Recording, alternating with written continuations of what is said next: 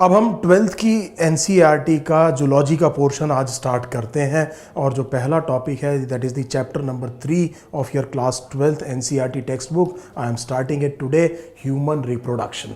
सो ये जो human reproduction है और जो रिप्रोडक्टिव हेल्थ इसके बाद में चैप्टर है, आई am talking about chapter 3 and chapter 4।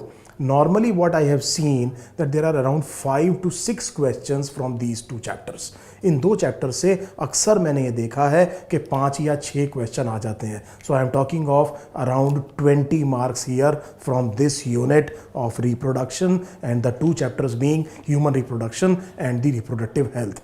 Relatively easier topics, though the human reproduction also contains the most typical topic of class 12, which is the female reproductive system, the menstrual cycle. That part is difficult, and it also contains the easiest one, which is the male reproductive system. So overall I will say that the topic is not too difficult. It should be easy, and there are a lot of points that can be easily scored here. So please pay attention. बड़े ध्यान से देखिए इसको, कुछ बड़े आसानी से आप यहाँ पर नंबर स्कोर कर सकते हैं। तो सबसे पहले इस टॉपिक को पढ़ने शुरू करने से पहले let us revise the chapter 1 of your class 11th NCERT, जहां पर हमने लाइफ के कुछ कैरेक्टरिस्टिक्स की बात करी थी और हमने ये कहा था कि उन कैरेक्टरिस्टिक्स में से कुछ कैरेक्टरिस्टिक्स बन जाएंगे defining feature of living organisms.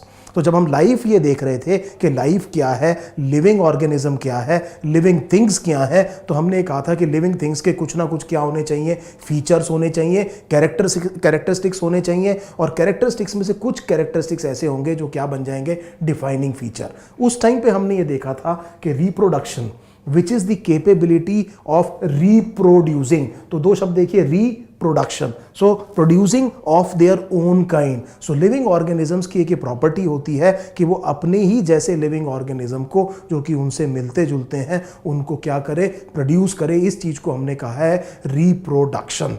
सो ये जैसा आपने देखा कि अगर एक एलिफेंट ब्रीड करेगा तो उसके प्रोजेनी एलिफेंट जैसे ही दिखते हैं, एक लॉयन ब्रीड करेगा तो उसके प्रोजेनी लॉयन जैसे ही दिखते हैं, ह्यूमन बीइंग जब ब्रीड करेगा तो उसके प्रोजेनी ह्यूमन बीइंग्स जैसे दिखते हैं। सो आप ये सब समझ पा रहे हैं कि रिप्रोडक्शन का मतलब है ability of producing offspring of their own kind. इतनी बात हमको समझ में आ गई। लेकिन हमने ये देखा कि ये रिप्रोडक्शन लिविंग ऑर्गेनिजम्स का बहुत इंपॉर्टेंट कैरेक्टरिस्टिक तो है लेकिन डिफाइनिंग फीचर नहीं है। डिफाइनिंग फीचर वो होगा जो कि यूनैनिमसली एप्लीकेबल होगा without exception to all living organisms, that will be called as a defining feature. हालांकि living organisms are characterized by reproduction, लेकिन we know that when we talk of reproduction generally we talk of reproduction in the term of sexual reproduction. जब हम बात करते हैं तो sexual reproduction की term में ज़्यादा बात करते हैं। जब मैं और आप रिप्रोडक्शन की बात कर रहे हैं तो जनरली हम जो इन्फर कर रहे हैं वो सेक्सुअल मोड ऑफ रिप्रोडक्शन से बात कर रहे हैं। लेकिन जो ऑर्गेनिजम्स एसेक्सुअली रिप्रोड्यूस कर रहे हैं, single celled organisms, they divide, उनके अंदर सेल डिवीजन होता है, binary fission. So bacteria divides bye binary fission, divides into 2 daughter cells. अब हम ये कह रहे हैं कौन पेरेंट है कौन प्रोजेनी है हमें नहीं पता। So basically asexual mode of reproduction में हमें नहीं पता कि ऑर्गेनिज्म जो डिवाइड कर रहा है वो एक्चुअली ग्रो कर रहा है या रिप्रोड्यूस कर रहा है, क्योंकि हमने देखा था कि ग्रोथ भी होती है किससे, सेल डिवीजन से होती है। पहली प्रॉब्लम तो हमारे को यहाँ आई थी। दूसरी प्रॉब्लम ये थी कि आप जानते हैं mule, for example, mule is an interspecific hybrid between a horse and a donkey, and mule is Sterlite. Mule कभी भी क्या नहीं करता, रिप्रोड्यूस। तो क्या मैं म्यूल को ये कह दूं कि वो लिविंग नहीं है? What about the infertile couple? Infertile couple का मतलब ये हुआ कि वो कपल जो कि आफ्टर कोहैबिटेशन क्या नहीं कर पा रहे हैं, कंसीव नहीं कर पा रहे हैं, तो क्या हम उनको जाकर के उनकी लाइफ के एंड में ये कह दें कि आप लिविंग थे ही नहीं? So that is not the case. So इसीलिए मैं कह रहा हूं कि रिप्रोडक्शन पॉइंट नंबर 1 मुझे समझ में आ गया कि लिविंग ऑर्गेनिजम्स का बहुत इंपॉर्टेंट कैरेक्टरिस्टिक तो है पर डिफाइनिंग फीचर नहीं है। और जैसा मैंने अभी आपसे कहा कि जब हम रिप्रोडक्शन की बात करते हैं तो 2 मोड्स ऑफ रिप्रोडक्शन हमें पता है। एक मोड को हमने कहा एसेक्सुअल मोड ऑफ रिप्रोडक्शन और दूसरे मोड को हमने कहा सेक्सुअल मोड ऑफ रिप्रोडक्शन। सो मैं आपको यह बताता हूं कि सेक्सुअल मोड ऑफ रिप्रोडक्शन किसे कहते हैं, और जब 2 ही मोड है तो अगर मुझे यह पता लग गया कि सेक्सुअल मोड ऑफ रिप्रोडक्शन क्या है तो उसके अलावा जो भी बचेगा उसे हम क्या कहेंगे, एसेक्सुअल मोड ऑफ रिप्रोडक्शन कहेंगे। तो जो सेक्सुअल मोड ऑफ रिप्रोडक्शन है it is characterised by 2 process. इसके अंदर 2 चीजें होना बहुत जरूरी है। इसको डिफाइन करने के लिए ये जो 2 चीजें मैं अब आपको बता रहा हूं इनका होना बहुत जरूरी है। अगर अगर आप किसी मोड ऑफ रिप्रोडक्शन को क्या कह रहे हैं, सेक्सुअल मोड ऑफ रिप्रोडक्शन कह रहे हैं। Number 1 gametogenesis, gametogenesis, and this gametogenesis is normally because of meiosis. Again mind the word I am saying, it is normally because of meiosis, और meiosis को आप क्या कहते हैं, reduction division, reduction division. Reduction division में chromosome number क्या होते हैं, हाफ हो जाते हैं, ताकि दोबारा फर्टिलाइजेशन के बाद में नॉर्मल डिप्लॉयड कंडीशन को रीस्टोर किया जा सके। Number 2 this is followed by fertilization, this is followed by fertilization. So हम ये कह रहे हैं कि उस मोड ऑफ रिप्रोडक्शन को आप सेक्सुअल कहेंगे जिसमें गैमेटोजेनेसिस हो रहा है, जनरली मियोसिस की वजह से, रिडक्शन की वजह से। And number 2 it is followed by fertilisation. This fertilisation of haploid gametes will restore the normal diploid condition. और कोई भी मोड ऑफ रिप्रोडक्शन जिसमें या तो ये ना हो या ये ना हो या दोनों ना हो, उसको आप क्या कहेंगे, एसेक्सुअल मोड ऑफ रिप्रोडक्शन कहेंगे। एसेक्सुअल मोड ऑफ रिप्रोडक्शन आपको लोअर ऑर्गेनिजम्स में काफी कॉमनली दिखाई देगा। प्रोकैरियोट्स आपको दिखाई देंगे एसेक्सुअली रिप्रोड्यूस करते हुए, आपको प्रोटिस्ट में भी क्या दिखाई देगा, एसेक्सुअल रिप्रोडक्शन। और जैसे जैसे ऑर्गेनिज्म हायर अप होते चले जाएंगे, जैसे जैसे हायर एनिमल्स की जब हम बात करेंगे, तो आप ये देखेंगे कि करीब करीब सारे के सारे का सारा मोड ऑफ रिप्रोडक्शन कैसा है, सेक्सुअल है हायर लिविंग ऑर्गेनिजम्स में। सो ये बात हमें समझ में आ गई कि what are the 2 modes of reproduction, one being asexual and other being the sexual mode of reproduction. एक बहुत इंपॉर्टेंट क्वेश्चन को बड़े ध्यान से समझिएगा। मैं आज आपको एक बात बहुत इंपॉर्टेंट बता रहा हूं, अगर आपने बायोलॉजी को समझना है, so nothing in biology makes sense except in light of evolution. Dobzhansky एक बहुत फेमस साइंटिस्ट हुआ है, मैं उसके वर्ड्स आपके सामने कह रहा हूं कि जब तक आप बायोलॉजी को इवोल्यूशन के हिसाब से नहीं पढ़ेंगे तो आप उसकी सेंस नहीं बना पाएंगे, आपको ज़्यादातर चीज़ें रटनी पड़ जाएंगी। इसीलिए हम बहुत बार सुनते हैं कि बहुत से बच्चे कहते हैं कि बायोलॉजी रटने का है, ऐसा नहीं है। अगर आप बायोलॉजी को इवोल्यूशन के पर्सपेक्टिव से देखें तो आपको बायोलॉजी की सेंस समझ में आएगी and it becomes very interesting then. For example, मैं अगर आपसे ये कहता हूँ कि हम यूरियोटेलिक है, हालांकि जो हमने देखा था प्राइमरी नाइट्रोजनस वेस्ट प्रोडक्ट हमारे में क्या है, अमोनिया। हमने अमोनिया को किस में कन्वर्ट किया था, यूरिया में, क्योंकि मैं वाटर को कंजर्व करना चाह रहा था। ये क्या है, इवोल्यूशन। और भी बेटर क्या हो गया, यूरिकोटेलिज्म हो गया। ये सब चीज़ें क्या है, इवोल्यूशन। आपने देखा था फिश में 2 चेम्बर्ड हार्ट है, एम्फीबियंस में 3 चेम्बर्ड हार्ट है, रेप्टाइल्स में 3.5 है, क्रोकोडाइल्स और बाकी सब में कितना है, 4 चेम्बर्ड हार्ट है। मकसद ये हो रहा है कि ऑक्सीजनेटेड और डीऑक्सीजनेटेड ब्लड को आपस में क्या करें, सेपरेट करें। और सेपरेट करने से होगा ये कि आप हायर पार्शियल प्रेशर पे ऑक्सीजन को डिलीवर कर पाएंगे टिश्यू पे, ताकि मेटाबॉलिक रेट क्या हो सके, हाई हो सके। तो अगर मैं ये इवोल्यूशनरी एस्पेक्ट को समझ गया हूं तो मुझे ये समझ में आ जाएगा कि एंडोथर्मी केवल बर्ड्स और मैमल्स में है, जिनमें 4 चेम्बर्ड हार्ट है और बहुत डेवलप्ड क्या है, रेस्पिरेटरी सिस्टम। सो कहने का मतलब ये है कि वही बायोलॉजी के पॉइंट्स को मैं किन की नज़र से देखना चाह रहा हूं, इवोल्यूशन की वजह से। और दूसरी बात, मुझे इवोल्यूशन के बारे में या नेचुरल सिलेक्शन के बारे में एक बड़ी इंपॉर्टेंट चीज़ ये समझनी चाहिए कि nature does not improve anything. बहुत जल्दी हम ये गलती कर देते हैं, इवोल्यूशन का मतलब हम ये समझते हैं कि नेचर ने किसी चीज़ को क्या कर दिया, इंप्रूव कर दिया। ये काम नेचर का नहीं है। Nature selects the best variant. Nature best variant को क्या करती है, सेलेक्ट करती है, उसको मौका देती है रिप्रोड्यूस करने का, उसको मौका देती है प्रोपेगेट करने का, उसको मौका देती है अपना नंबर को इंक्रीज करने का, और ये चीज़ क्या हो जाती है, डोमिनेंट हो जाती है। नेचर ने किसी चीज़ को कभी क्या नहीं किया है, इंप्रूव नहीं किया है, बेस्ट वेरिएंट को सेलेक्ट किया है। और ऐसा कभी नहीं होता कि ज़्यादा इवॉल्व स्पीसीज बन जाएं तो कम इवॉल्व स्पीसीज क्या हो जाएंगी, ऑटोमेटिकली एक्सटिंक्ट हो जाएंगी। आप जानते हैं अर्थ पे जो पहला लिविंग ऑर्गेनिज्म था वो बैक्टीरिया था, हेटेरोट्रॉफिक, आज भी जिंदा है। तो सबसे सक्सेसफुल ऑर्गेनिज्म अगर आप देखें एज अ ग्रुप तो वो एक्चुअली बैक्टीरिया है, क्योंकि आपने एनसीईआरटी पढ़ी होगी कि bacteria as a group exhibit maximum metabolic diversity. इतनी बात समझाने के बाद में अब मैं जो इस क्वेश्चन पे आपको लेके आ रहा हूं वो इन 2 मोड ऑफ रिप्रोडक्शन के बारे में है। हम ये कह रहे हैं कि sexual mode of reproduction common है हायर ऑर्गेनिजम्स में, तो जिनमें सेक्सुअल मोड ऑफ रिप्रोडक्शन है उनको इसका कोई एडवांटेज होगा, तभी नेचर ने इसको क्या किया है, सेलेक्ट किया है। और वो कैसे रिप्रोड्यूस कर रहे हैं, सेक्सुअली रिप्रोड्यूस कर रहे हैं। बड़ी सिंपल सी बात है। और हम ये कह रहे हैं लेकिन ये खत्म तो नहीं हुआ। अगर आप ये कहेंगे कि सेक्सुअल मोड बेटर है किससे, एसेक्सुअल से, तो ये सेक्सुअल मोड अगर हर टाइम बेटर है एसेक्सुअल से तो अल्टीमेटली क्या होना चाहिए, ये लिविंग ऑर्गेनिजम्स क्या हो जाने चाहिए, एक्सटिंक्ट। लेकिन हम ये देखते हैं कि आज भी बहुत सारे लिविंग ऑर्गेनिज्म कैसे रिप्रोड्यूस करते हैं, एसेक्सुअली रिप्रोड्यूस करते हैं। तो किसी ना किसी पर्टिकुलर कंडीशन में एसेक्सुअल मोड ऑफ रिप्रोडक्शन का भी कोई एडवांटेज होगा। मैं एक बड़ा अनयूजुअल क्वेश्चन को कन्फ्रंट कर रहा हूं। क्वेश्चन ये है कि मैं आपसे पूछना चाह रहा हूं कि इन दोनों मोड ऑफ रिप्रोडक्शन में एसेक्सुअल मोड ऑफ रिप्रोडक्शन का एडवांटेज क्या है। इस एसेक्सुअल मोड ऑफ रिप्रोडक्शन का एडवांटेज ये है कि इसमें ये दोनों काम नहीं होने हैं।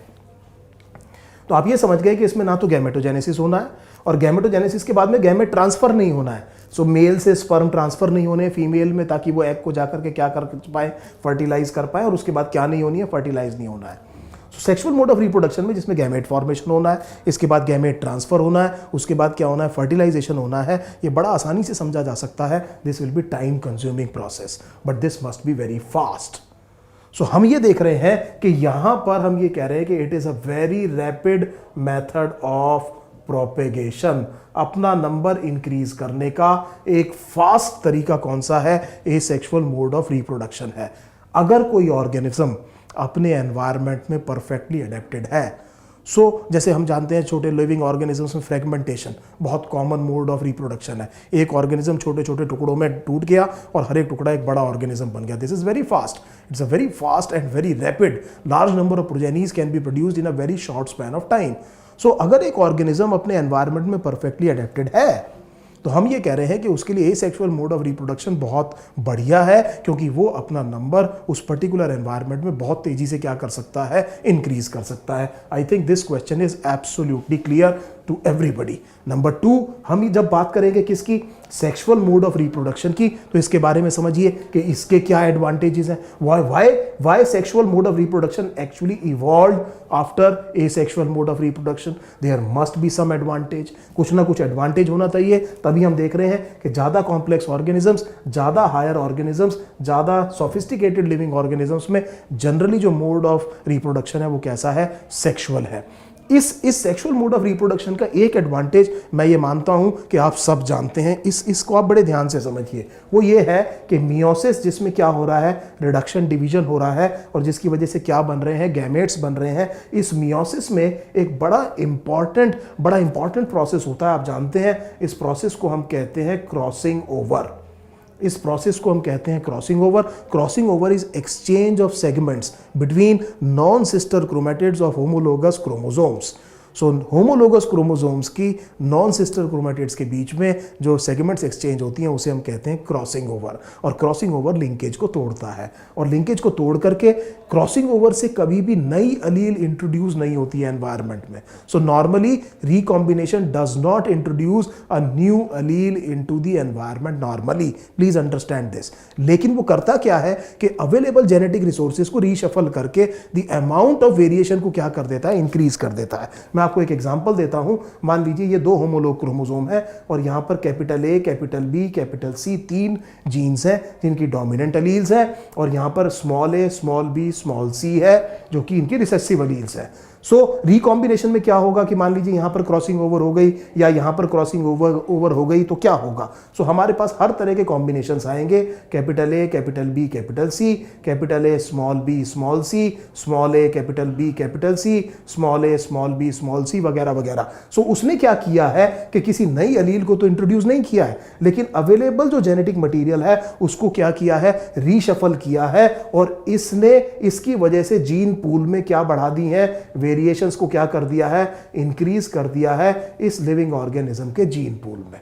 इस स्पीसीज के जीन पूल में उसने क्या कर दिया है, इस वेरिएशन को इंक्रीज कर दिया है। अब हम जानते हैं कि ये वेरिएशंस वो रॉ मटेरियल है जिसके ऊपर एक्ट करती है नेचुरल सिलेक्शन, जिसके ऊपर नेचुरल सिलेक्शन क्या करता है, एक्ट करता है। इस रॉ मटेरियल को हमने क्या कहा है, वेरिएशंस कहा है। और कल को अगर एनवायरनमेंट चेंज हो गया तो नेचर किसी ना किसी वेरिएंट का कोई ना कोई सर्वाइवल एडवांटेज होगा और उसे बचा लेगी और उसको रिप्रोड्यूस करने देगी उस एनवायरनमेंट में। वहां पर डिफरेंशियल रिप्रोडक्शन होगा और ये स्पीसीज बच जाएगी। इसका मतलब ये हुआ कि सेक्सुअल मोड ऑफ रिप्रोडक्शन में इस इंपॉर्टेंट प्रोसेस की वजह से बहुत सारी क्या आ जाती हैं, वेरिएशन। और एडवर्स एनवायरमेंटल कंडीशन में अगर नेचुरल सिलेक्शन लग रहा है तो किसी ना किसी के बचने की चांसेस बढ़ जाते हैं, और इस वजह से ये स्पीसीज इस पर्टिकुलर स्पीसीज वर्ल्ड में क्या कर सकती है, सर्वाइव कर सकती है। That is a very very big advantage of sexual mode of reproduction, we know this. I think this is absolutely clear.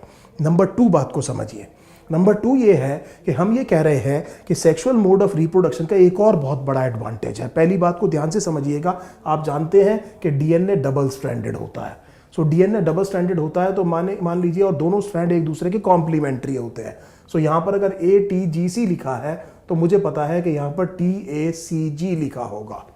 सो इनको मैं कह रहा हूँ कॉम्प्लीमेंट्री बेस पेयरिंग, जहाँ पर एक प्यूरीन पायरिमिडीन से और एक पायरिमिडीन प्यूरीन से क्या करती है, बेस पेयर, और बेस पेयरिंग होती है एडेनिन और थायमीन के बीच में और साइटोसिन और ग्वानिन के बीच में। I hope this is absolutely clear. मान लीजिए इस डबल स्ट्रैंडेड डीएनए में किसी सिंगल स्ट्रैंड में कोई डैमेज हो जाए। हम ये कह रहे हैं कि ये सिंगल स्ट्रैंड क्या हो गया, डैमेज हो गया। अब आप नहीं चाहेंगे कि जो डैमेज डीएनए है वो प्रोजेनी में जाए। सो डबल स्ट्रैंडेड डीएनए का एडवांटेज ये हो गया कि आप इसको यहाँ पर मैच करके रिपेयर कर सकते हैं।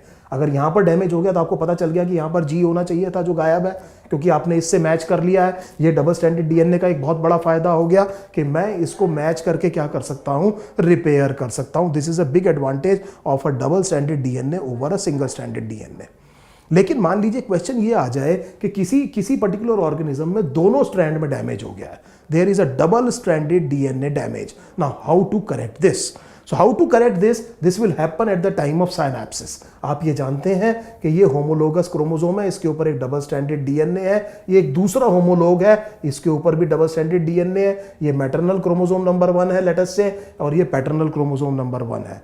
सो अगर इसमें डबल स्ट्रैंडेड डीएनए डैमेज हो गया तो at the time of synapses, जब ये दोनों क्रोमोसोम साथ साथ आएंगे, तब आप इस डबल स्ट्रैंडेड डीएनए को मैच करके क्या कर सकते हैं, रिपेयर कर सकते हैं। क्योंकि साइनैप्सिस में होमोलोगस क्रोमोसोम्स के बीच में क्या होती है, पेयरिंग होती है, और इस टाइम पर आप इस डबल स्ट्रैंडेड डीएनए को इसके होमोलोगस क्रोमोसोम पे प्रेजेंट डबल स्ट्रैंडेड डीएनए से क्या कर सकते हैं, रिपेयर कर सकते हैं, मैच करके क्या कर सकते हैं, रिपेयर कर सकते हैं। ये दूसरा एडवांटेज हुआ किसका, सेक्सुअल मोड ऑफ रिप्रोडक्शन का। सो हमने ये देखा कि कुछ पर्टिकुलर कंडीशंस में asexual mode of reproduction advantageous है, कुछ पर्टिकुलर कंडीशंस में कौन सी है, सेक्सुअल मोड ऑफ रिप्रोडक्शन क्या है, एडवांटेजियस है, और इसीलिए नेचर से क्या की गई है, सेलेक्ट की गई है। जब मैं वापस आऊंगा तो मैं स्पेसिफिकली बात करूंगा ह्यूमन रिप्रोडक्शन की, जिसमें हम एक्सक्लूसिवली एंड ओनली क्या देखेंगे, sexual mode of reproduction. Thank you.